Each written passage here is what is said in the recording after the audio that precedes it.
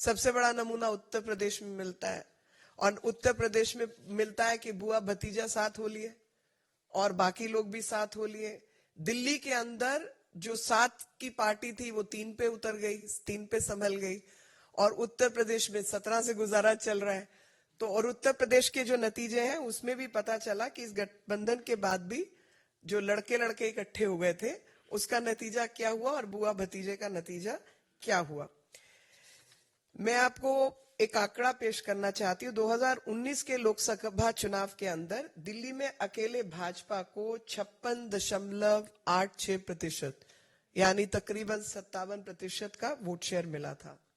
कांग्रेस को 22.51 और आम आदमी पार्टी को 18.11। तो जैसा मैंने पहले कहा था कि राजनीति जो है वो मैथमेटिक्स नहीं है, वो गणित नहीं है, वो केमिस्ट्री है। और साथ लोगों का तब मिलता है जब आपने लोगों के बीच काम किया हो, और वो जो केमिस्ट्री है भ्रष्टाचारियों की वो अलग केमिस्ट्री होती है और सेवादारों की केमिस्ट्री अलग होती है। तो सेवादारों के आगे भ्रष्टाचारियों की केमिस्ट्री तो चलने नहीं वाली, और भ्रष्टाचारी जो शक्तियां हैं वो भ्रष्टाचारियों के साथ ही रहेंगी, ऐसा भी हम मानते हैं। और जो आपको 2013 से 19 तक का इतिहास है उसके माध्यम से भी मैंने आपको बताया है। और अगर आप दूसरा मत प्रतिशत देखें तो उसमें आपको पता चलेगा कि आम आदमी पार्टी को दिल्ली के चुनाव में इतना मिला था, मतलब यानी कांग्रेस और आम आदमी पार्टी को अगर मिला भी दिया जाए तो 40.62 का हिस्सा उनका आता है। गुजरात की अगर हम बात कर लें तो 2019 के लोकसभा चुनाव में भाजपा को गुजरात में 62.21% वोट मिले थे, 62% से ऊपर। 2019 में भाजपा को हरियाणा में 58.02% वोट मिले थे, और गोवा में भाजपा को 51.19% वोट मिले थे, और चंडीगढ़ में भी भाजपा को 50.64% वोट मिले थे। तो मैथमेटिक्स भी फेल कर रहा है, केमिस्ट्री तो फेल है ही, लेकिन जो केमिस्ट्री है वो भ्रष्टाचारियों की केमिस्ट्री है। जैसा कि मैंने आपको पहले बताया कि 2024 सीटों में भाजपा को 2019 के चुनाव में 50% से अधिक वोट मिले हैं। और इस बार जो काम हुआ है 5 साल में, तो ये मत प्रतिशत बढ़ने ही वाला है। और आपको पता चलेगा देखते देखते कि इस गठबंधन का कोई सिर पैर नहीं है, लेकिन हाँ एक मकसद जरूर है। दोनों पार्टियां जानती हैं कि चुनाव हार रही हैं, तो अब चुनाव हारने के वक्त वो अपना ठीकरा किसके सिर पर फोड़े, इसलिए ये गठबंधन किया है कि भैया वोट शिफ्ट नहीं हुआ इसलिए हार गए। एक दूसरे के सिर पे ठीकरा फोड़ने के लिए ये गठबंधन की घोषणा। और जैसे कि अध्यक्ष जी ने भी कहा कि हम तो चाहते हैं गठबंधन हो ताकि ये मलाल ना रह जाए कि भाई गठबंधन होता तो कुछ फायदा मिल लेता। तो आज जनता के सामने, जनता के दरबार में हम भी जाएंगे और बताएंगे कि काम करने वाले सेवादारों की जरूरत है या भ्रष्टाचारियों की जरूरत है, जो यहां तक कि सिर्फ किताबों के पन्ने नहीं पलटते, अपना ईमान धर्म भी पलटते हैं और लगातार पलटते हैं। चाहे वो राम मंदिर का जिक्र हो, चाहे बच्चों की सौगंध की बात हो, चाहे शीश महल हो, लगातार अपना ईमान धर्म पलटने का काम इन्होंने किया है। और ऐसा शराब का नशा ऐसा है कि केजरीवाल जी को नहीं छोड़ेगा, और उसी शराब के नशे में कि नशा कई घर उजाड़ देता है। तो जो आम आदमी पार्टी का शीश महल है और शराब का नशा है, उसने आम आदमी पार्टी का घर तो उजाड़ ही दिया है। और जो सिमटना है वो हम सब जानते हैं कि किस तरीके से ये असंवैधानिक ताकतें सिमट जाएंगी। आज मैं एक और विषय पर, जो दूसरा विषय उस पर थोड़ा सा कहना चाहती हूँ कि पूरे देश की जो जनता है, आप भली भांति जानते हैं कि संदेश खाली के अंदर जो कुछ चल रहा है उससे वहां की जनता और खास तौर पे महिलाएं जो हैं वो बहुत अधिक मातृशक्ति गुस्से में है और आक्रोश है। और उस आक्रोश का कारण यही है कि एक महिला मुख्यमंत्री के रहते लगातार महिला उत्पीड़न, विमेन ट्रैफिकिंग, खास तौर पे महिला और बच्चों का जिस तरीके से शोषण वहां पर हो रहा है। ऐसे में जो लगातार इस तरीके की अव्यवस्था बना रखी है, उसी के चलते भाजपा की महिला मोर्चा अध्यक्ष वानती श्रीनिवासन जी ने आज एक कॉलेज स्क्वायर से कैंडल मार्च का भी जो है वो निकाली है। और पीछे मकसद एक ही है कि पुलिस का कर्तव्य है कि जो उत्पीड़ित है उसके साथ खड़ी हो और जो उत्पीड़न करने वाला है उसके खिलाफ खड़ी हो। लेकिन जो डीजीपी हैं पश्चिम बंगाल के, वो संदेश खाली में जाके बैठे हैं और वहां पर उत्पीड़न उन्हीं लोगों पर हो रहा है जो कि उत्पीड़न के खिलाफ संघर्ष कर रहे हैं। कुछ बच्चे जिनके 10th के बोर्ड के एग्जाम्स हैं उनको उठा लिया गया है। कुछ माताएं बहनें जो वहां बैठी हैं, लगातार उनके ऊपर केस पे केस बनाए जा रहे हैं। लेकिन शाहजहां जो कि ममता बनर्जी जी के शासन काल का शाहजहां है, वो बादशाह शाहजहां तो वही कहीं कहां घूम रहा है किसी को पता नहीं है और उसके खिलाफ कोई कार्रवाई नहीं हुई है। जैसे पश्चिम बंगाल ना होकर पता नहीं कौन सी उसकी बपौती है कि वो अपने तरीके से वहां पर शासन को लताड़ सकता है और चल सकता है। 700 से अधिक महिलाओं के खिलाफ कंप्लेंट दर्ज हुई है और एक भी ऐसा दिन नहीं जाता जहां पर महिलाओं के खिलाफ, बच्चों के खिलाफ उत्पीड़न नहीं होता।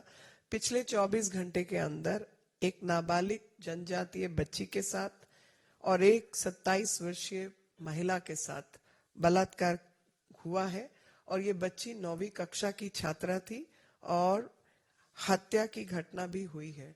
आप मुझे बताइए कि किसी भी राज्य में जहां पर ममता नाम की मुख्यमंत्री हूं और उनकी ममता शाहजहां और बादशाह जैसे लोगों के प्रति हो, लेकिन जो उत्पीड़ित बालक बालिकाएं और माताएं बहनें हैं उनके प्रति उनकी ममता ना उमड़े, तो ऐसे शासन का क्या ही कहें और क्या होना चाहिए। तो आज आप सबके माध्यम से हम लोग भी आक्रोश प्रकट कर रहे हैं और बताना चाहते हैं कि जहां ममता बनर्जी जैसी मुख्यमंत्री बंगाल की बेटियों के साथ नहीं है, लेकिन भारतीय जनता पार्टी प्रधानमंत्री नरेंद्र मोदी जी के नेतृत्व में ऐसी सब माताओं, बहनें, बच्चियों के साथ है जिनके साथ लगातार उत्पीड़न की व्यवस्था पश्चिम बंगाल की सरकार ने खड़ी कर रखी है। आपके कोई प्रश्न हो तो मैं उत्तर जरूर देना चाहूंगी। एक मिनट कमलेश जी। आम आदमी पार्टी ने कहा कि नेताओं को डराया जा रहा, धमकाया जा रहा, जेलों में डाला जा रहा, हमारे पास कोई ऑप्शन नहीं। देखिए, ऑप्शन तो आप मुझे बताइए कि राम मंदिर के नाम पर जब इन्होंने ये कहा था कि मेरी नानी तो कतई बर्दाश्त नहीं करती कि वो मस्जिद के ऊपर राम मंदिर बनाओ, और ये व्यक्ति उसी मंदिर में चले जाते हैं, बच्चों की सौगंध खा लेते हैं, एफिडेविट फाइल करते हैं कि हम गाड़ी नहीं लेंगे, बंगला नहीं लेंगे, और 53 करोड़ की जनता की गाड़ी कमाई का शीश महल खड़ा कर लेते हैं। तो भैया भ्रष्टाचारी नेता हैं, भ्रष्टाचारियों के साथ हैं और लगातार भ्रष्टाचार की व्यवस्था ही खड़ी करने का काम इन्होंने किया है और अपने आप को केवल इस जहमियत से बचाने के लिए ये गठबंधन हुआ है, क्योंकि ये दोनों जानते हैं कि ये चुनाव हार रहे हैं और चुनाव हारने का ठीकरा कहां फोड़ना है, इसलिए इन्होंने किया है, ना कि जनता के चलते। Anando TV 9 please, Anando TV 9।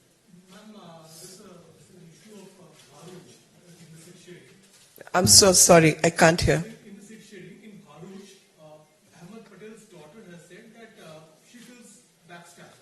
थोड़ी देर बाद ले लेंगे इस क्वेश्चन को। मीनाक्षी जी, मेरा प्रश्न ये है कि आम आदमी पार्टी और जो कांग्रेस में गठबंधन हुआ है वो देश को बचाने के लिए हुआ है, राष्ट्र हित के लिए हुआ है, लेकिन उसमें पंजाब राज्य को जो है वो अलग कर दिया है, वहां पर गठबंधन सीट शेयरिंग नहीं हुई। आपको क्या लगता है कि राष्ट्रहित की बात करते हुए पंजाब कहां से अलग हो जाता है? इस पर थोड़ा सा आप जाए। और मैं अध्यक्ष जी से ये प्रश्न पूछना चाहूंगा, आपने कहा कि ये जो आपने गणित की बात की है, तो मैं गणित से पूछना चाहता हूं कि गणितीय समीकरण जो है वो दिल्ली के अंदर क्या बनने वाला है अगर 4-3 का फॉर्मूला होता है? देखिए, पंजाब में या दिल्ली में ये जो मर्जी गणित लगा लें, गणित मैंने आपके आगे पढ़ दिया है कि पहली बात तो जहां जहां सीट शेयरिंग इन्होंने घोषणा की है वहां पर इनका गणित भी फेल है, नंबर 1।